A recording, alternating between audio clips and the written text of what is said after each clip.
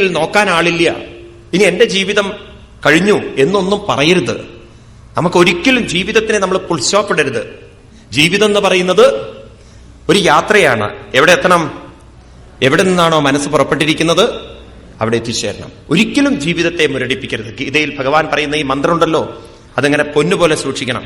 ഉദ്ധരേതാത്മനാത്മാനം ന ആത്മാനമവസാധയേത് ആത്മൈവ ഹ്യാത്മനോ ബന്ധു ആത്മൈവ രിപുരാത്മന. നമ്മുടെ ബന്ധു നമ്മൾ തന്നെയാണ്, നമ്മുടെ ശത്രുവും നമ്മൾ തന്നെയാണ്. മറ്റുള്ളവരെ നിങ്ങൾ ശത്രുക്കളായി കാണരുത്, ഉയർത്തണം. ഇപ്രകാരം അദ്ദേഹം പോയി. അതിനുശേഷം പിന്നീട് മഹർഷിമാരൊക്കെ തീരുമാനിച്ചു, രാജ്യത്തിനൊരു നാഥൻ വേണ്ടേ? ആരാ രാജ്യം ഭരിക്കുക? അങ്ങനെ കള്ളന്റെ കയ്യിൽ താക്കോല് കൊടുത്തു. വേറെ നിവൃത്തിയില്ല, വേറെ രാജാക്കന്മാരില്ല. ഇവനെ തന്നെ രാജ്യം ഭരിക്കാൻ സമ്മതിപ്പിച്ചു. ഇവനാണെങ്കിലോ അങ്ങോട്ട് ക്രൂരമായി ബീഭത്സമായി ആളുകളെ വേദനിപ്പിച്ചുകൊണ്ട് പ്രകൃത്യ സമ്മതം വേനമഭ്യഷിഞ്ചൻ പതിംഭുവാം ശ്രുത്വാ നൃപാസനഗതം വേനമത്യുഗ്രശാസനം നിലുല്യുർദസ്യവസദ്യ സർപ്പത്രസ്ഥായി ഭാഗവാം. എങ്ങനെയാണോ പാമ്പിനെ കാണുമ്പം എലികൾ ഒഴിക്കുന്നത്, അതുപോലെ പ്രജകൾ ഇവനെ കാണുമ്പോ ഓടാൻ തുടങ്ങി. കാരണം ഇവന്റെ ആ സ്വഭാവം വെച്ചുകൊണ്ട് ആളുകൾക്ക് ഇവനെ പേടി വരാൻ തുടങ്ങി. ഇവനാണെങ്കിലോ ഏവം മതാന്ത ഉത്തിക്തോ നിരങ്കുശ ഇവദ്ധിവ പര്യടന്തമാസ്തായ കംഭയൻ നിവരോദസി ന യഷ്ടവ്യം ന ധാതവ്യം ന ഹോതവ്യം ദ്വിജാക്വജിൽ ഇതി നിവാരയദ്ധർമ്മം ഭേരിഘോഷേണ സർവശാം വേനസ്യാവേക്ഷമുനയോ ദുർവത്തസ്യ വിചേഷ്ടിതം വിമൃശ്യ ലോകവ്യസനം കൃപയോ ജുസ്മ സത്രിനാം. ഒരു നല്ല പ്രവൃത്തിയും അവന്റെ രാജ്യത്തിൽ ഉണ്ടായിരുന്നില്ല. ജനങ്ങളെ വളരെയധികം വേദനിപ്പിച്ചുകൊണ്ട് ന യഷ്ടവ്യം ന ദാനവ്യം, ദാനമില്ല, കൊടുക്കാറില്ല, ഒന്നും കൊടുക്കാറില്ല. ആളുകളിൽ നിന്ന് വേണ്ടത്ര പണവും വാങ്ങിച്ചുകൊണ്ട് ദൂർത്തടിച്ചുകൊണ്ട് ജനങ്ങളെ വേദനിപ്പിക്കാൻ തുടങ്ങി. ഒരു ഗുണം ഉണ്ടായിട്ടോ. അതെന്താണ്? ഇവന്റെ നാട്ടിൽ ഒരു ഗുണം ഉണ്ടായത്, അഹോ ഉഭയത പ്രാപ്തം ലോകസ്യ വ്യസനം മഹൽ ദാരുണീഭയതോ ദീപ്ത ഇവ തസ്കരപാലയോ. കള്ളന്റെ കള്ളനായതുകൊണ്ട് ലോക്കൽ കള്ളന്മാര് കുറഞ്ഞു. കാരണം രാജാവ് തന്നെ അതില് PhD എടുത്ത ആളാകുമ്പോ ചിന്ന കള്ളന്മാരൊക്കെ അവർക്കൊന്നും വിലയില്ലാതെ. അതുകൊണ്ട് അങ്ങനെ ഒരു ഗുണമുണ്ടായി. വലിയ വലിയ കള്ളന്മാരൊന്നും പുറത്തേക്ക് വന്നില്ല, ഈ വലിയ കള്ളനുള്ളത് കാരണം. ഇങ്ങനെയൊരു സ്വഭാവം, ഇങ്ങനെയൊരു ജീവിതം അവനുണ്ടാക്കിയെന്നാണ്. പാമ്പിന് പാല് കൊടുത്താൽ എങ്ങനെയിരിക്കും, അതുപോലെ ഇവന്റെ ജീവിതം എന്നാണ്. ഇതൊക്കെ നമ്മളോട് പറയുമ്പോണ്ടല്ലോ, നമുക്കൊന്ന് കാണിച്ചു തരികയാണ് ഈ ലോകത്തെ. ആ കാലഘട്ടത്തിൽ നടക്കുമ്പോഴും ഇന്ന് നമുക്ക് കാണാമല്ലോ സമൂഹത്തില്. ഇതൊക്കെ കണ്ടപ്പം ആ മഹർഷിമാർക്ക് വളരെ വേദന വന്നു. ആ മഹർഷിമാര് രാജാവിന് ഉപദേശിക്കുകയാണ്. ഇന്നത്തെ ഒരു പ്രത്യേകത എന്താണെന്ന് വെച്ചാൽ ഇന്നാരും ഉപദേശിക്കാനില്ല. അന്ന് ആ മഹാത്മാക്കൾ അവിടെ ചെന്നിട്ട് ഗംഭീരമായൊരു ഉപദേശമുണ്ട്. 14-ാം അധ്യായത്തില് മുനയൂജു നിപവര്യ നിബോധേതൽ യത്തേ വിജ്ഞാപയാമവോ ആയുശ്രീബലകീർത്തീനാം തപത്താത വിവർദ്ധനം ധർമ്മ ആചരിത പുംസം വാങ്മനക്കായ ബുദ്ധിഭീ ലോകാൻ വിശോകാൻ വിതരതി അതാനന്ദ്യമസംഘം അനസംഖിനാം സതേമാ വിനേശൽ വീരാം വിനശേർവീര പ്രജാനം ക്ഷേമലക്ഷണ യസ്മിൻ വിനഷ്ടേ നപതി ഐശ്വര്യാദവരോഹതി. ഏ നഭ രാജൻ, ഇത് കേട്ടാലും അങ്ങയുടെ ഗുണത്തിന് വേണ്ടി പറയാണ്. അങ്ങയ്ക്ക് ആയുസ് വർദ്ധിക്കും, അങ്ങയ്ക്ക് കീർത്തി ഉണ്ടാവും, അങ്ങയ്ക്ക് ഫലമുണ്ടാവും, അങ്ങ് ധർമ്മത്തെ ആചരിക്കും, അങ്ങയ്ക്ക് ലോകത്തിനൊരിക്കലും വിഷമുണ്ടാക്കില്ല. അതുകൊണ്ട് കേൾക്കൂ. ആദ്യം തന്നെ പറയുന്നത് ധർമ്മ ആചരിത വാക് മനക്കായ ബുദ്ധിഭി. ഒരു രാജാവ് എന്ത് ചെയ്യണം? ധർമ്മത്തെ ആചരിക്കണം. ധർമ്മത്തെ ആചരിക്കുക എന്ന് പറഞ്ഞാൽ ഇവിടെ ധർമ്മം എന്ന് പറഞ്ഞാൽ എല്ലാവരെയും ഒന്നിപ്പിച്ചു നിർത്തുക. എല്ലാവരെയും ഒന്നിപ്പിച്ചു നിർത്തുക. ധർമ്മം എന്ന് പറഞ്ഞാൽ ധരതി, ഒന്നിപ്പിക്കുക എന്നാണ് അർത്ഥം. ഈ പ്രപഞ്ച വ്യവസ്ഥ തന്നെ ഞാൻ പറഞ്ഞു ഒന്നൊന്നിനോട് വേർപെട്ടിട്ടല്ല നിൽക്കുന്നത്, എല്ലാം പരസ്പരം ബന്ധപ്പെട്ടിട്ടാണ്. ഭൂമി, വെള്ളം, വായു, അഗ്നി ഓരോന്നും വിട്ടിട്ടാണോ നിൽക്കുന്നത്? ഒന്നൊന്നിനോട് ബന്ധപ്പെട്ട് കിടക്കണം. നോക്കൂ, നമ്മളും പ്രകൃതി വേഗെടുത്ത് ചിന്തിച്ചാൽ നിങ്ങൾക്ക് മനസ്സിലാവും. നമുക്ക് ഭൂമിയിൽ നിന്ന് വേർപെട്ട് നിൽക്കാൻ പറ്റുമോ? വായുവിൽ നിന്ന് വേർപെട്ട് നിൽക്കാൻ പറ്റുമോ? വെള്ളത്തിൽ നിന്ന് വേർപെട്ട് നിൽക്കാൻ പറ്റുമോ? പറ്റുമോ? അപ്പൊ ഇതുമായിട്ടൊക്കെ നമ്മൾ ചങ്ങല പോലെ കോർത്തിരിക്കുകയാണ്. അപ്പൊ ഈ പ്രപഞ്ച വ്യവസ്ഥ എന്ന് പറയുന്നത് ഒരു ചങ്ങലയാണെങ്കിൽ ഇവിടെ ഒന്നിനെയും വേർതിരിക്കുന്നവരായ ഒരു രാജാക്കന്മാരുടെ ജോലി എല്ലാറ്റിനെയും കൂട്ടിച്ചേർത്തലാണ്. ഇത് നമ്മൾ ശരിക്കും ഉൾക്കൊള്ളണം. നമ്മുടെ ഇന്നത്തെ ഈ രാഷ്ട്രീയം ഉണ്ടല്ലോ, വളരെയധികം മാറ്റം വരുത്താനുണ്ട്. നമ്മളൊക്കെയാണ് ഇതിന് ഉത്തരവാദികൾ. വളരെയധികം ഈ പ്രപഞ്ചം മാറ്റം വരുത്തേണ്ട ഒരു സമയമായിരിക്കണം. ഞങ്ങൾ ഒരിക്കലും ഒരു കുട്ടികളുടെ ഒരു പ്രോഗ്രാം വെച്ചു, ക്യാമ്പ്. എന്നിട്ട് കുട്ടികൾക്കൊരു 11, 10, 11, 12 പഠിക്കുന്ന കുട്ടികൾക്ക്, 12 പഠിക്കുന്ന കുട്ടികൾക്ക് അവർക്കൊരു ചോദ്യാവലി കൊടുത്തതാണ്, നിങ്ങളൊരു മുഖ്യമന്ത്രി ആയാൽ നിങ്ങൾ എന്ത് ചെയ്യുന്നു? ആ കുട്ടികൾക്ക് ചോദ്യം കൊടുത്തപ്പോൾ വളരെ രസകരമായ ഉത്തരങ്ങളാണ് കുട്ടികൾ പറഞ്ഞത്. ഒരു കുട്ടി പറഞ്ഞതാണ്, ഞാൻ മുഖ്യമന്ത്രി ആയിക്കഴിഞ്ഞാൽ ആദ്യം ചെയ്യുന്നത് ഈ ജാതിയെ എടുത്ത് മാറ്റുന്നതാണ്.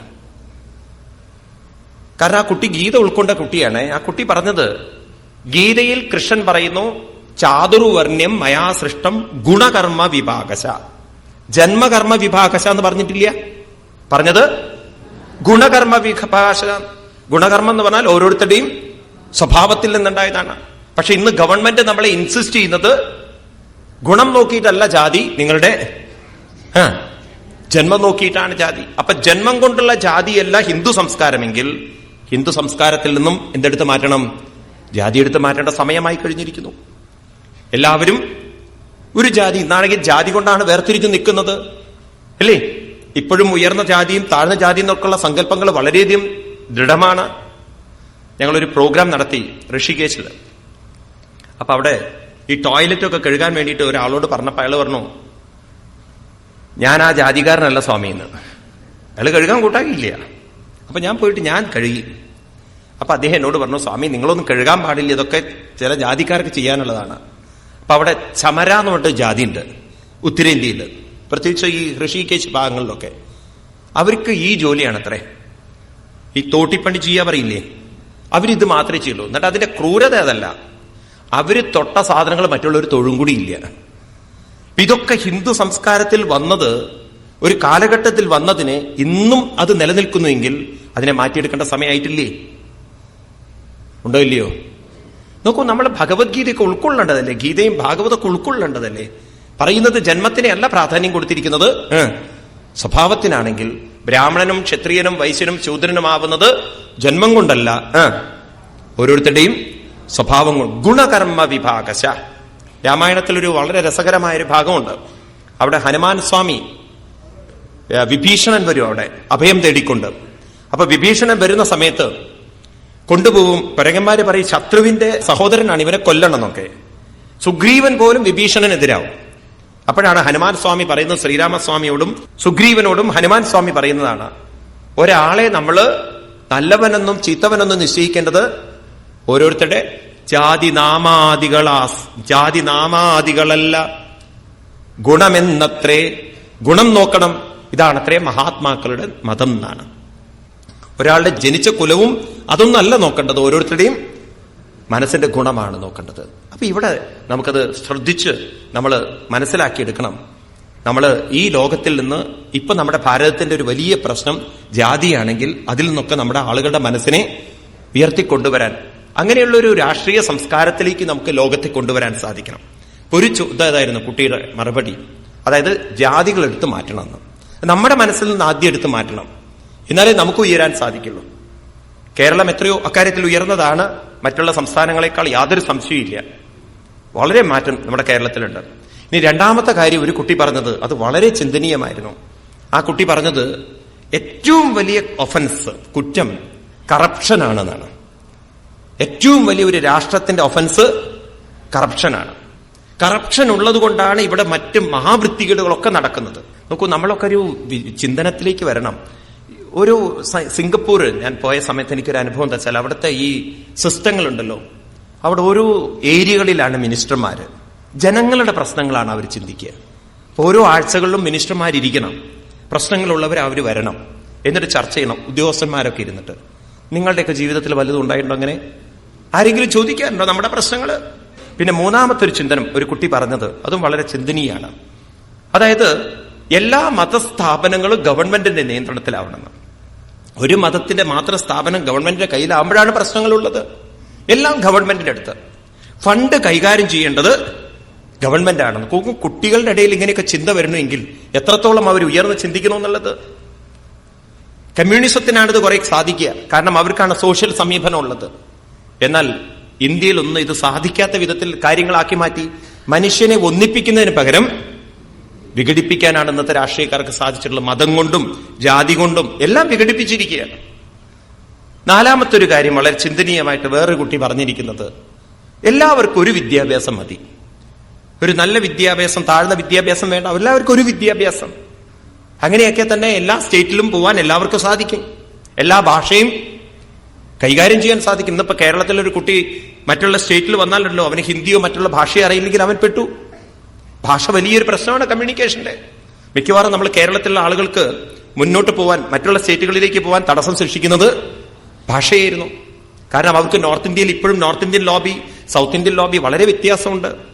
ഇതൊക്കെ വിദ്യാഭ്യാസം കൊണ്ട് മാറ്റിയെടുക്കേണ്ടതാണ്, ഈ ചിന്തനങ്ങളൊക്കെ. പിന്നെ മറ്റൊന്നാണ്, ആത്മീയ സംസ്കാരം എല്ലാവരിലും നിർബന്ധമായിട്ട് വളർത്തിയെടുക്കണം. കാരണം ഭാരതീയ സംസ്കാരം എന്ന് പറയുന്നത് ആത്മീയ സംസ്കാരമാണ്. നിയമം കൊണ്ടല്ല മനസ്സ് മാറ്റേണ്ടത്, ആത്മീയത കൊണ്ട് വേണം സംസ്കാരം മാറ്റാൻ. ഈ ഒരു സംസ്കാരം ഉണ്ടാവണമെങ്കിൽ ഗീതയിലെയും ബൈബിളിലെയും ഖുറാനിലേക്ക് നല്ല കഥകളും നല്ല തത്വങ്ങളും കുട്ടിക്കാലത്തെ കുട്ടികളിലേക്ക് കൊണ്ടുവരാനുള്ള ഒരു സമ്പ്രദായം ഉണ്ടെങ്കിലുണ്ടല്ലോ, ഒരിക്കലും നമ്മുടെ സമൂഹം വഴുതിട്ടില്ല എന്ന് പറയുന്നത്. ശരിയല്ലേ ഇത്? ഈ രീതിയിലൊക്കെ നമ്മളെ രാഷ്ട്രീയം മാറ്റിയെടുക്കാൻ സാധിച്ചില്ലെങ്കിൽ നമുക്ക് ആരെപ്പോലുള്ള രാജാക്കന്മാരുണ്ടാവും? വേനനെ പോലുള്ള രാജാക്കന്മാര്, തനിക്കും മറ്റുള്ളവർക്കും ദ്രോഹമുണ്ടാക്കുന്ന രാജാക്കന്മാര്. രാജൻ അസാധ്വമാത്തേഭ്യ ചോരാദിവ്യ പ്രജാ നൃപ രക്ഷൻ യഥാ ബലിം ഗൃണ്ണൻ ഇഹ പ്രേത്യജമോധതേ യസ്യ രാഷ്ട്രേ പുരേ ചൈവ ഭഗവാൻ യജ്ഞപൂരുഷാം യുജ്യതേ സ്വേന ധർമ്മേണ ജനേ വർണ്ണാശ്രമാന്വിധേ. രാജൻ, ഒരു രാജാവിന്റെ ഏറ്റവും വലിയ ധർമ്മം എന്ന് പറയുന്നത് തന്റെ പ്രജകളെ സംരക്ഷിക്കുക, പ്രജകൾക്ക് വേണ്ടത് ചെയ്തു കൊടുക്കുക. രക്ഷൻ യഥാ ബലിം, എന്താണോ കിട്ടുന്നത് അത് ജനങ്ങൾക്ക് പങ്കുവെച്ചുകൊണ്ടിരിക്കണം എന്ന് മാത്രമല്ല, ഭഗവാനാകുന്ന ഒരു ശക്തിയുടെ ഒരു സഹായം കൊണ്ടാണ് ഇതൊക്കെ നിൽക്കുന്നതെങ്കിൽ നല്ലൊരു സംസ്കാരം ഇവിടെ പ്രചരിപ്പിക്കണം രാജൻ. എന്നിട്ട് പറഞ്ഞു, തസ്മിൻ തുഷ്ടേ കിമപ്രാപ്യം ജഗദാമീശ്വരേശ്വരേ ലോകസവാലഖ്യേതസ്മൈ ഹരന്ധീ ഫലിമാദ്രതാം. രാജൻ, ഭഗവാന്റെ ഒരു കാരുണ്യം കൊണ്ടാണ് ജഗദാമീശ്വരേശ്വരേ ഈ പ്രപഞ്ച വ്യവസ്ഥ കൂട്ടി നിൽക്കുന്നതെങ്കിൽ രാജാവും ഒരു ഈശ്വരനെ പോലെയാണ്. ഭഗവാന്റെ സാന്നിധ്യം കൊണ്ട് പ്രകൃതി ചേർന്ന് നിൽക്കുന്നത് പോലെ രാജാവിന്റെ സാന്നിധ്യം കൊണ്ട് വേണം പ്രജകളെല്ലാം ചേർന്ന് നിൽക്കാൻ. എത്ര നല്ലൊരു ഉദാഹരണമാണ് നോക്കൂ, അല്ലേ? ഭഗവാന്റെ സാന്നിധ്യം കൊണ്ടാണ് നമ്മളും ജീവജാലങ്ങളും എല്ലാം ചേർന്ന് നിൽക്കുന്നതെങ്കിൽ ഇനി രാജാവിന്റെ സഹായം കൊണ്ട് വേണം പ്രജകളൊക്കെ ചേർന്ന് ഐക്യത്തോടുകൂടി ഒത്തൊരുമയോടുകൂടി പോവാൻ. ഇത് രാജാവാണ് നേതൃത്വം കൊടുക്കേണ്ടത്. അങ്ങനെയുള്ളൊരു രാജാവായി തീരണം. അതുകൊണ്ട് ബാലിശാബദയൂയം വാ അധർമ്മേ ധർമ്മമാനിതാം യേ വൃത്തിദം പതിം ഹിത്വാ ജാരം പതിമുപാസതേ. അങ്ങ് അധർമ്മത്തിൽ പ്രവർത്തിച്ചു കഴിഞ്ഞാൽ അങ്ങേയും അതുപോലെ തന്നെ രാഷ്ട്രത്തെയും നശിപ്പിക്കും. ഭർത്താവിനെ വിട്ട് അന്യപുരുഷനെ സേവിക്കുന്ന ഭാര്യയെ പോലെയാവും. കോ യജ്ഞപുരുഷോ നാമ എത്രവോ ഭക്തിരീദൃശി ഭർത്തസ്നേഹവിദൂരാണം യഥാചാരേ കുയോഷിതം തസ്മാന്മാം കർമ്മവിവിപ്ര യജദ്വം ഗതമത്സര. അതുകൊണ്ട് രാജൻ ഇങ്ങനെയൊക്കെ മാറണമെന്ന് പറഞ്ഞപ്പം രാജാവ് ഭയങ്കര കോപിഷ്ഠനായി. പെട്ടെന്ന് അദ്ദേഹത്തിന്റെ മനസ്സൊക്കെ അങ്ങോട്ട് മാറി. അദ്ദേഹം പറയാണ്, നിങ്ങൾ എന്താ പറയുന്നത്? നിങ്ങൾ പറയുന്നത് പോലെ രാജ്യം ഭരിക്കാനുള്ളവനാണോ ഞാൻ? ഇവിടെ ഒരു രാജാവ് എന്ന് പറയുന്നത് തന്നെയാണ് ഈശ്വരൻ. നിങ്ങൾ എന്താ മനസ്സിലാക്കിയത്? ബാലിശാബദയൂയം വ അധർമ്മേ ധർമ്മമാനിത. ഞാൻ അധർമ്മത്തെ കൈവരിക്കുന്നു കൊണ്ടു നടക്കണമെന്നാണോ? നിങ്ങൾ എന്നെ തെറ്റായിട്ട് മനസ്സിലാക്കിയിരിക്കുകയാണ്. ഞാൻ ചെയ്യുന്നതാണ് ശരി, നിങ്ങൾ എന്നെ ഉപദേശിക്കുന്നും വേണ്ട. അവജാനന്തിമീ മൂഢ നൃഭരൂപണം ഈശ്വരം. നിങ്ങൾ എന്നെ മനസ്സിലാക്കുന്നില്ലേ ഞാനാണ് ഈശ്വരൻ എന്നുള്ളത്? ഇവിടെ ഞാനല്ലാത്തൊരു ഈശ്വരനാരുണ്ട്? ഞാൻ പറഞ്ഞത് അനുസരിക്കാനാണ് നിങ്ങൾ ശ്രമിക്കേണ്ടത്, എന്നെ ഇങ്ങോട്ട് ഉപദേശിക്കാനല്ല എന്നൊക്കെ പറഞ്ഞ് ആ മഹാത്മാക്കളുടെ നേരൊരു ചാട്ടം. അപ്പൊ അവർക്ക് മനസ്സിലായി ഇവൻ ഇനി വെച്ചിരുന്നാൽ ശരിയാവില്ല.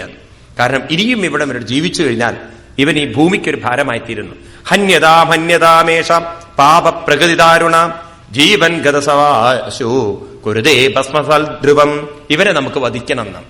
അങ്ങനെ മഹാത്മാക്കൾ വെറുത്തുകൊണ്ട് ശപിച്ചുകൊണ്ട് ഇയാളെ ശപിച്ചുകൊണ്ട് കൊല്ലുകയാണ്. അങ്ങനെ മഹാത്മാക്കളുടെ ശാപം കൊണ്ട് മരിച്ച ആളാണ് ആര്? വേനൻ. ഇന്നത്തെ ഉള്ളവർ അങ്ങനെയും പോവില്ല, അത്രയും തൊലിക്കെട്ടിയുള്ളവരും ഉണ്ട്. ആ സ്വഭാവത്തിന്റെ ഒരു പ്രത്യേകതയെ ഈ വേനനെ പറഞ്ഞിട്ടും മനസ്സിലാവാത്ത വേനനെ അവരെല്ലാവരും കൂടെ ശപിച്ചു കൊന്നു. ഇവൻ ഇന്ന് നേരെയാവില്ല. അതിനുശേഷവും ഇവിടെ രാജ്യത്തില് രാജാക്കന്മാരില്ലാതെ വന്നു, അനാഥമായി രാജ്യം. ഇനി എന്ത് ചെയ്യും? അപ്പൊ ഇവന്റെ അമ്മ ഒരു പണി ചെയ്തു. ഈജിപ്തില് മമ്മികളൊക്കെ ഉണ്ടാവുന്നതിന് മുമ്പുള്ളതാണ് ഭാഗവതം. പിന്നെ പത്രത്തിൽ വായിച്ചപ്പോ ഒരു മമ്മി എടുത്തിട്ട് അവർ സ്കാൻ ചെയ്തു എന്നൊക്കെയാണ്. 3000 പഴക്കമുള്ളത്. അപ്പൊ ഇവിടെ എണ്ണത്തോണിയിലിട്ട് വെച്ചു എന്നാണ്. അതായത് ഒരു പ്രത്യേക കൂട്ടം എണ്ണയും മറ്റുള്ള മരുന്നുകളൊക്കെ ഉണ്ട് അത്രേ. അതിൽ ബോഡി ഇട്ട് വെച്ചു കഴിഞ്ഞാൽ ഈ ജീവൻ വിട്ടുപോവില്ല എന്നാ പറയുന്നത്. മനസ്സ് വിട്ടുപോവും, ശ്വാസം പോവും, പക്ഷേ ജീവൻ പരിപൂർണമായി വിട്ടുപോവില്ല. അങ്ങനെ ഒരു സമ്പ്രദായം ഭാരതത്തിൽ ഉണ്ടായിരുന്നു എന്നാണ്. ശരീരത്തെ അങ്ങനെ പ്രിസർവ് ചെയ്ത് വെക്കാൻ സാധിക്കുമായിരുന്നു അത്രേ പണ്ടുള്ളവർക്ക്. എണ്ണത്തോണിയിൽ ദശരഥ മഹാരാജാവിന്റെ ശരീരം എണ്ണത്തോണിയിലിട്ട് വെച്ചു എന്നാണ്. അങ്ങനെയൊക്കെയുള്ള ചില കഥകളൊക്കെ നമുക്ക് കാണാൻ സാധിക്കും. ഏതായാലും അങ്ങനെ അമ്മ എടുത്തു വെച്ചു. എന്നിട്ടോ ഈ മഹാത്മാക്കള് ഇരിക്കുമ്പം ഇവിടെ ലോകത്തിലാണെങ്കിലോ ഒരുപാട് ക്രൂരന്മാര് കൂടി വന്നു. കാരണം രാജാവ് പോയതോടുകൂടി ഈ മഹാത്മാക്കൾ ചിന്തിക്കുകയാണ്, ബ്രാഹ്മണ സമദൃശ്യാന്തോ ദീനാനം സംവേക്ഷകാം സ്രവതേ ബ്രഹ്മദസ്യാഭി ഭിന്നമണ്ഡൽപയോ യഥാ. നമ്മൾ മഹാത്മാക്കളായിട്ട് സജ്ജനങ്ങളായിട്ട് ഈ ജനങ്ങളെ നമ്മൾ സഹായിച്ചിട്ടില്ലെങ്കിൽ ദീനാനാം സമുപേക്ഷക സ്രവതേ ബ്രഹ്മദസ്യാഭി, നമ്മുടെ തപസ്സിനൊക്കെ എന്ത് ശക്തിയുണ്ട്. ഭിന്നമാണ്ടൽപയോ യഥാ, ഒരു കുടത്തിൽ നിന്നും വെള്ളം ചോർന്നു പോകുന്നത് പോലെ നമ്മുടെ ആത്മീയ സംസ്കാരങ്ങളൊക്കെ ആത്മീയ ശക്തികളൊക്കെ ചോർന്നു പോകും. അതുകൊണ്ട് ദീനന്മാരെ സഹായിക്കണം. ഈ ഭാഗങ്ങളൊക്കെ നമ്മൾ ശ്രദ്ധിക്കണേ. അതായത് സജ്ജനങ്ങൾ വേണം മറ്റുള്ളവരെ സഹായിക്കാൻ. സജ്ജനങ്ങൾ ഒരിക്കലും കൈവിടരുത്. ആത്മീയത എന്ന് പറയുന്നത് മാറി നിൽക്കുന്നതല്ല. ആത്മീയത എന്ന് പറയുന്നത് മറ്റുള്ളവരെ പോലും സഹായിക്കുകയാണ്, ഉയരാൻ സഹായിക്കലാണ്. അപ്പൊ നമ്മളിങ്ങനെ മാറി നിന്നാൽ പറ്റുമോ? അതുകൊണ്ട് ഇവനെ എങ്ങനെങ്കിലും ഇവന്റെ ശരീരത്തിൽ നിന്ന് നമുക്കൊരു രൂപത്തെ എടുക്കണം എന്ന് പറഞ്ഞവര് വിനിശ്ചിതൈവംശയോ വിപന്നസ്യ മഹീപതേ മമന്തുരും തരസ തത്രാസിൽ ബാഹുഗോന്നര. അങ്ങനെ ഇവന്റെ ശരീരത്തെ പുറത്തെടുത്തു. അങ്ങനെ ആദ്യമായി ക്ലോണിങ് ചെയ്യുകയാണ്. ലോകത്തിൽ ആദ്യം ക്ലോണിങ് ചെയ്തത് ഇവരാണ്. അതിനുശേഷമാണ് ധൃതരാഷ്ട്രം പാർട്ടിക്ക് വരുന്നത്. ഗാന്ധാരിയുടെ ശരീരത്തിൽ നിന്ന് മാംസപിണ്ഡം വന്നിട്ട് മുറിച്ചു വെച്ചിട്ട് കുറെ കുട്ടികൾ വന്നല്ലോ. അതിനു മുമ്പ് ആദ്യം ചെയ്തത് വേനന്റെ ശരീരത്തെയാണ്. ആദ്യം തുടകളെ കടഞ്ഞെടുത്തു എന്നാണ്. അതിൽ നിന്നും വന്നൊരു രൂപം കാകകൃഷ്ണോദി ഹ്രസ്വാംഗോ ഹ്രസ്തബാഹുർമഹാഹനോ ഹ്രസ്വാപാ നിഗ്നനാസാഗ്രോ രക്താക്ഷത്ര മൂർധജ. ഒരു കറുത്ത രൂപത്തിൽ ഉയരം കുറഞ്ഞിട്ടൊരു ബീബൽസ രൂപം. അപ്പൊ അവരോട് പറഞ്ഞു, നിഷേധേതി ഭ്രുവന്താദ സ നിഷാദസ്തോപവൽ. അവന്റെ പേര് നിഷാദൻ എന്നായി. അപ്പൊ തുടകൾ കടഞ്ഞെടുത്തപ്പോ വേനൻ കൂട്ടിയ ആ പാപങ്ങളുടെയൊക്കെ ശക്തി അല്ലെങ്കിൽ അവന്റെ ദുഷിച്ച സംസ്കാരങ്ങളൊക്കെ ആരിലേക്ക് വന്നു? ഈ കാട്ടാളനിലേക്ക് വന്നു. അവർ കാട്ടാള വംശരായി ഈ മൃഗങ്ങളെ തിന്നുന്നതും മനുഷ്യരെ പിടിച്ചു തിന്നുന്നതും ഒക്കെ ആയിട്ടുള്ള ക്രൂര സംസ്കാരങ്ങളായിട്ട് പോയി. എന്നിട്ടും ഇവിടെ നല്ലൊരു സംസ്കാരമുള്ള ഒരാളെ കിട്ടിയിട്ടില്ല. അപ്പൊ ഇനി എന്ത് ചെയ്യണം? അവന്റെ കൈകളെ കടഞ്ഞു എന്നാണ്. അതതസ്യ പുനർവിപ്രേ അപൃത്തസ്യ മഹൈപദേ ബാഹുഭ്യാം മധ്യമാനാഭ്യം മിഥുനം സമബദ്ധ്യതാം തൽ ദൃഷ്ട്വാ മിഥുനം ജാതം ഋഷയോ ബ്രഹ്മവാദിനാം ഊജു പരമസന്തുഷ്ട വിദിത്വാ ഭഗവത്കലം. അങ്ങനെ കൈകൾ കടഞ്ഞെടുത്തപ്പോ ഭഗവാന്റെ അംശത്തോടു കൂടിയിട്ട് മിഥുനം എന്ന് പറഞ്ഞാൽ 2 പേര്, ഒരാണും ഒരു പെണ്ണും പ്രകടമായി എന്നാണ്. അങ്ങനെ വേനന്റെ തുടകൾ കടഞ്ഞെടുത്തപ്പോ കാട്ടാളവംശവും വേനന്റെ കൈകൾ കടഞ്ഞെടുത്തപ്പോ ഒരു ഈശ്വരീയമായ രൂപത്തോടുകൂടിയ 2 പേരും. അതായത് പ്രകൃതിയിൽ എപ്പോഴും നെഗറ്റീവ് എനർജി താഴെയായിരിക്കും, പോസിറ്റീവ് എനർജി മുകളിലായിരിക്കും. എല്ലാ മനുഷ്യ മനസ്സിലും എല്ലാ ശരീരത്തിലും പോസിറ്റീവുമുണ്ട് നെഗറ്റീവുമുണ്ട്. നാം വിവേകത്തോടുകൂടി ചിന്തിച്ച് ജീവിക്കാൻ തുടങ്ങിയാൽ നമ്മളിൽ കൂടുതൽ ഉത്പാദിപ്പിക്കപ്പെടുന്നത് പോസിറ്റീവാണ്. ഇത് നമ്മുടെ മനസ്സിന് സൃഷ്ടിക്കാൻ സാധിക്കും. നമ്മളെപ്പോഴും പരാതികളും ദുഃഖങ്ങളും വിഷമങ്ങളും കുറ്റങ്ങളും കുറവുകളും മാത്രമേ കാണുന്നുള്ളൂ എങ്കിലോ നമ്മുടെ സ്വഭാവം നെഗറ്റീവ് സ്വഭാവം തന്നെയായിരിക്കും. അത് മൃഗസംസ്കാരമാണ്. മൃഗങ്ങളുടെ സ്വഭാവം തന്നെ നമ്മളിലേക്ക് വരും. ഇന്നാണെങ്കിൽ ആളുകൾക്ക് മനുഷ്യനേക്കാൾ സ്നേഹം മൃഗത്തോടായി വരികയാണ്. കാലം അങ്ങനെയായി കഴിഞ്ഞു. ഈ മഹാത്മാക്കള് ഒരു കൈകൾ കടഞ്ഞെടുത്തിട്ട് ആ പോസിറ്റീവ് എനർജിയിൽ നിന്നും ഉണ്ടാക്കിയവനാണ് ആര്? പൃഥു മഹാരാജാവ്. അദ്ദേഹത്തിന് പേര് കൊടുക്കുന്നത് അയം തു പ്രഥമോ രാജ്ഞാം പുമാൻ പ്രതയിതാശയ പ്രയിതാശ പൃഥുർന മഹാരാജോ ഭവിഷ്യതി പൃഥുസ്രവ ഇയം ച സുതതീ ദേവി ഗുണഭൂഷണഭൂഷണ അർച്ചിത് നാമ വരാരോഹോ പൃഥുമേവാവരുന്ധതി. ഇദ്ദേഹത്തിന് പൃഥു എന്ന് പേര് കൊടുത്തു. അങ്ങനെ ഭാരതത്തിലെ ആദ്യത്തെ ഒരു സിസ്റ്റമാറ്റിക് ആയിട്ട് രാജ്യം ഭരിക്കുന്ന ചക്രവർത്തിയായി മാറി ആര്? പൃഥു. അദ്ദേഹത്തിന്റെ ഭാര്യ അർച്ചിസ് എന്ന് പറയുന്ന ദേവി. ഇവര് രണ്ടുപേരും വിവാഹം കഴിക്കുകയാണ്. ഇനി ഇവരുടെ ആ കഥകളിലേക്ക് കടക്കുന്നു. 15-ാം അധ്യായത്തില് ഇവര് രണ്ടുപേരും രാജ്യം ഭരിക്കാനുള്ള തയ്യാറെടുപ്പായപ്പോഴേക്കും ഇദ്ദേഹത്തിനെ പ്രശംസിക്കാൻ വന്നു സിദ്ധന്മാരും ഗന്ധർവന്മാരൊക്കെ. അവരങ്ങോട്ട് ബ്രഹ്മാ ജഗദ്ഗുരുർദേവൈ സഹാസിത്യ സുരേശ്വരാം വൈന്യസ്യ ദക്ഷിണേ ഹസ്തേ ദൃഷ്ട്വാ ചിഹ്നം ഗദാഭൃതാം പാദയോരരവിന്ദം ച. അദ്ദേഹത്തിന്റെ ആ മഹിമകളൊക്കെ അവരിങ്ങനെ വർണ്ണിച്ചപ്പോ ഈ മഹാത്മാവ് അവരോട് പറയാണ്, ഭോ സുതഹേ മാഗത സൗമ്യവന്ധിം ലോകേധുനാ സ്പഷ്ട ഗുണസ്യ മേ സ്യാൽ കിമാശ്രമോ മേ തവ യേഷയോജ്യതം മാമയ്യ ഭൂവൻ വിദദാഗിരോവാം. നോക്കൂ, നിങ്ങളെ ഒരാളെ സ്തുതിക്കുമ്പോ, സ്തുതികളൊക്കെ അനവധിയുണ്ട്, കുറെ കാര്യങ്ങൾ പറഞ്ഞ് സ്തുതിക്കുമ്പോ പറയാണ്, നിങ്ങൾ ഇങ്ങനെയൊന്നും സ്തുതിക്കരുത്.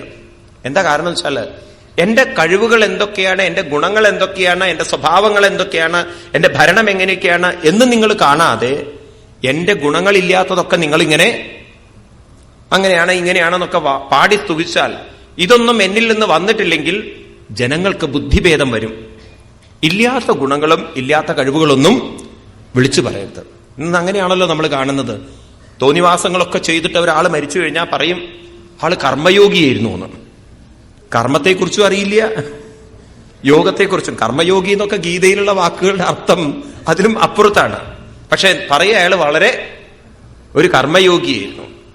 അത് ചത്തു കഴിഞ്ഞാലേ പറയില്ല, അതിനു മുമ്പ് പറയില്ല. ഇങ്ങനെ ജനങ്ങൾക്ക് ബുദ്ധിഭേദം ഉണ്ടാക്കുന്ന കാര്യങ്ങളൊന്നും നിങ്ങൾ സ്തുതിക്കരുത്. അപ്പൊ ഒരാളുടെയും ഗുണങ്ങള് നമ്മൾ ആദ്യം ഉയർത്തി പറയരുത്. ഒരാളെയും നമ്മൾ കയറി സ്തുതിച്ച് വഷളാക്കേണ്ടതില്ല. അത് മനസ്സിനെ നമുക്ക് കുറെയൊക്കെ ഈ മനസ്സിന്റെ സ്വഭാവങ്ങൾ നമുക്ക് തന്നെ നമ്മൾ കൊണ്ടു നടക്കാത്തത് കൊണ്ടാണ്.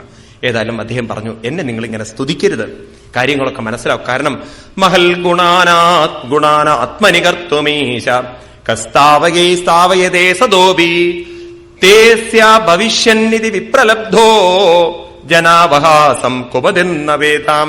ഇപ്പോൾ ഇല്ലാത്ത ഗുണങ്ങളൊക്കെ നിങ്ങൾ പറഞ്ഞിട്ട് പിന്നീട് ആ ഗുണങ്ങളൊന്നും എനിക്കില്ലെങ്കിൽ ജനാവഹാസം കുമതിർന്ന വേദ, ജനങ്ങൾക്ക് എന്നോടൊരു അപഹാസ്യം തോന്നില്ലേ, ജനങ്ങൾ എന്നെ തെറ്റിദ്ധരിക്കില്ലേ? ഇല്ലാത്തൊന്നും നിങ്ങൾ പറയരുത്. നമ്മൾ പ്രാവർത്തികമാക്കാത്തത് പറയരുത്. അത് നമ്മൾ ഈ ഇത് വളരെ ശ്രദ്ധിക്കണം ഈ പറയുന്നത്. എനിക്കൊരു പേഴ്സണൽ എക്സ്പീരിയൻസ് ഉള്ളത്, ഞാൻ ഒരിക്കൽ ചിന്മയ മിഷനിലിരിക്കുന്ന സമയത്ത് ഒരു കാര്യമായിട്ട് ഞങ്ങളുടെ സീനിയർ സ്വാമിജിയുടെ അടുത്ത് പോയി. സ്വാമിജി ഇങ്ങനെയൊക്കെ നമുക്ക് ചെയ്യാൻ പറ്റുന്നു. അപ്പൊ അന്ന് എനിക്കൊരു ജീവിതത്തിലെ വലിയൊരു മാറ്റം വന്നൊരു ദിവസമായിരുന്നു. സ്വാമിജി എന്നോട് ചോദിച്ചു, can you do that work എന്ന് വെച്ചു. ഹൂ വിൽ ഡു എന്ന് വെച്ചു. ആദ്യം who will do that work? ഞാൻ പറഞ്ഞു that I don't know. Can you do that work? That also I don't know. ഉടനെ സ്വാമിജി പറഞ്ഞ വാക്കുകൾ, അവനവന് ചെയ്യാൻ പറ്റാത്തത് ഇരുന്ന് ചിന്തിച്ച സമയം കളയരുത്. If you can do, do it. If you can't do, don't spend your good time for that എന്ന്. എത്ര വലിയൊരു മാറ്റമായിരുന്നു അറിയോ? മനസ്സിൽ നിന്ന് വേണ്ടാത്ത ചിന്തകൾ എടുത്ത് മാറ്റി. നമുക്ക് ചെയ്യാൻ പറ്റാത്തതൊക്കെ വെറുതെ ചിന്തിച്ച് സമയം കളഞ്ഞിട്ട് കാര്യമില്ല. അതുപോലെ നമ്മൾ ഈ ലോകം നന്നാക്കേണ്ട കാര്യത്തിലുണ്ടല്ലോ, ആ പാർട്ടി നന്നായാൽ നന്നായിരുന്നു, ഈ പാർട്ടി നന്നായ അങ്ങനെയായിരുന്നു. നമ്മൾ വെറുതെ ചിന്തിച്ചിട്ട് കാര്യമില്ല. വെറുതെ രാഷ്ട്രീയ പ്രസംഗം കൊണ്ട് കാര്യമില്ല. നമ്മൾ ചോദിക്കേണ്ട ചോദ്യം, എനിക്കെന്ത് ചെയ്യാൻ സാധിക്കും? ഗാന്ധിജിയിൽ നിന്ന് ഉൾക്കൊള്ളേണ്ടുന്ന ഒരു വലിയൊരു പാഠം അതാണ്. ഗാന്ധിജി ദണ്ഡി യാത്ര ചെയ്യുന്ന സമയത്ത് അദ്ദേഹത്തിനെ എതിർത്തു എല്ലാവരും. Gandhiji, what foolishness you are talking എന്ന് പറഞ്ഞു. ഇറ്റ്സ് ഇംപോസിബിൾ എന്ന് പറഞ്ഞു. Gandhiji, for you it is impossible, for me it is possible എന്ന്. അദ്ദേഹത്തിന് അത് പോസിബിൾ ആയിരുന്നു. അദ്ദേഹത്തിനെ വാല്യൂ ചെയ്തിരുന്നു. കാരണം അദ്ദേഹത്തിന് അത്രയും ജീവിതത്തിൽ ഉറപ്പുണ്ടായിരുന്നു. ബ്രിട്ടീഷ് രാജ്ഞിയുടെ ചർച്ചയ്ക്ക് അദ്ദേഹം ചെന്നപ്പോ രാജ്ഞിയുടെ കൊട്ടാരത്തിൽ, ബക്കിംഗ് കൊട്ടാരത്തിൽ അദ്ദേഹം ചെന്ന സമയത്ത് രാജ്ഞി അദ്ദേഹത്തിനോട് പറയുന്നൊരു കാര്യമുണ്ട്.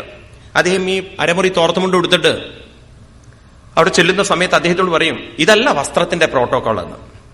നമ്മുടെ കൊട്ടാരത്തിന്റെ ഉള്ളിലേക്ക് കയറണമെങ്കിൽ സൂട്ടും കോട്ടും ഒക്കെ ധരിക്കണമെന്ന് ഗാന്ധിജി പറഞ്ഞു എന്നാ പറയുന്നത്. എനിക്കറിയാം രാജ്ഞി, കാരണം സൂട്ടും കോട്ടും ഇട്ട ആളായിരുന്നു അദ്ദേഹം. പണ്ട് അദ്ദേഹം പ്രാക്ടീസ് ചെയ്തിരുന്നു ലോയറായിട്ട്. അദ്ദേഹത്തിന് അറിയാത്ത കാര്യമൊന്നുമല്ല സൂട്ടും കോട്ടും ഇടാൻ. പക്ഷെ അദ്ദേഹം പറഞ്ഞ വാക്കുകൾ എന്താ അറിയോ? I value the values, not the valuable which you value എന്നാണ്. നിങ്ങൾ വാല്യൂ ചെയ്യുന്ന വസ്ത്രങ്ങളെയല്ല ഞാൻ വാല്യൂ ചെയ്യുന്നത്, ഐ വാല്യൂ ദ വാല്യൂസ് എന്നാണ്. ഗാന്ധിജി ഇതേ കാര്യം ഇവിടെ ഓർമ്മിപ്പിക്കുകയാണ്. ദണ്ഡി യാത്ര ഉപ്പു വെള്ളം വറ്റിച്ചെടുക്കും എന്ന് ഗാന്ധിജി നിശ്ചയിച്ചിട്ടുണ്ടെങ്കിൽ, രാമൻ എന്റെ കൂടെ ഉണ്ടെങ്കിൽ അത് നടന്നിരിക്കുന്നതാണ്. നിങ്ങൾ വരുമോ വരാതിരിക്കുകയോ നിങ്ങളുടെ ഇഷ്ടം. ഗാന്ധിജി പറഞ്ഞ പ്രകാരം, ഷെഡ്യൂൾ പ്രകാരം പോയിരിക്കും. പിന്നീട് ആ യാത്രയിൽ കോടാനുകോടി ജനങ്ങളാണ് നമ്മൾ കാണുന്നത്. ഇതുപോലെ നമ്മൾ ചിന്തിക്കേണ്ട ഒരു കാര്യം, എനിക്കെന്ത് ചെയ്യാൻ പറ്റും? നമ്മൾ ഓരോരുത്തരും നമ്മുടെ തലത്തിൽ ഒരാളെ ആത്മീയമായിട്ട്, ഒരാളെ ഗീത പഠിപ്പിക്കാൻ നിങ്ങൾക്ക് പറ്റുമോ? നിങ്ങൾ വലിയ സേവനാണ് ചെയ്യുന്നത്. ഒരാളെ നിങ്ങൾക്ക് നാമം ജപിക്കാൻ പറ്റുമോ? വലിയ സേവനാണ്. നിങ്ങളുടെ അമ്പലത്തിൽ ചെന്ന് നിങ്ങൾക്ക് നേതൃത്വം കൊടുക്കാൻ പറ്റുമോ? നിങ്ങൾ വലിയ സേവനാണ് ചെയ്യുന്നത്. നിങ്ങളുടെ വീട്ടിൽ കുറച്ച് ആളുകളെ വിളിച്ചിട്ട് നിങ്ങൾക്ക് സത്സംഗം ചെയ്യാൻ പറ്റുമോ? അതൊരു വലിയ സേവനാണ് ചെയ്യുന്നത്. ഇപ്രകാരം നമ്മൾ ഓരോരുത്തരും ചിന്തിച്ചു കഴിഞ്ഞാൽ, വ്യക്തി നേരെയായാൽ